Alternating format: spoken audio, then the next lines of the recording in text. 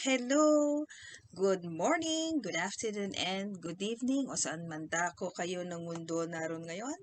Magandang pagbati sa inyo lahat.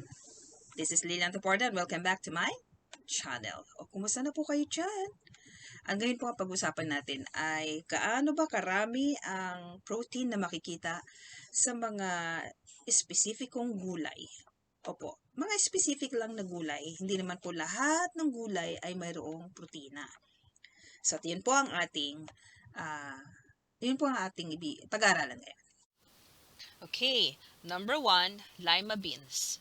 It has 23% protein per cup kapag naluto na.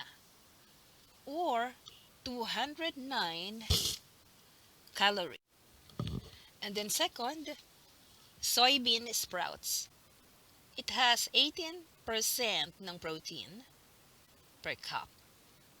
It has also 85 calories.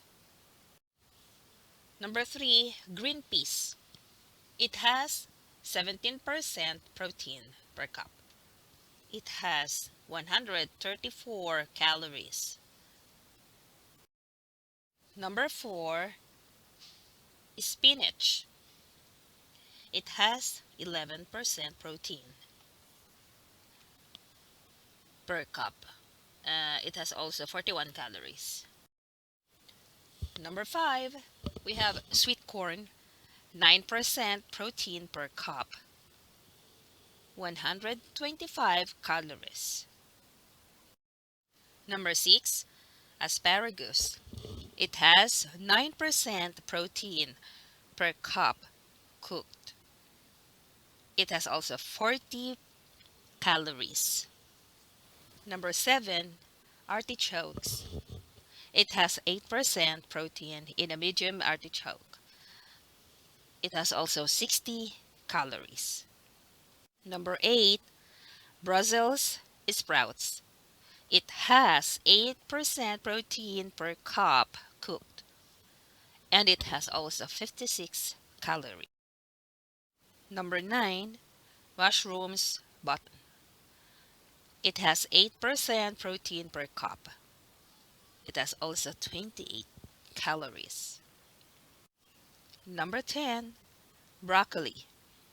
It has 7% protein per cup cooked, or 55 calories.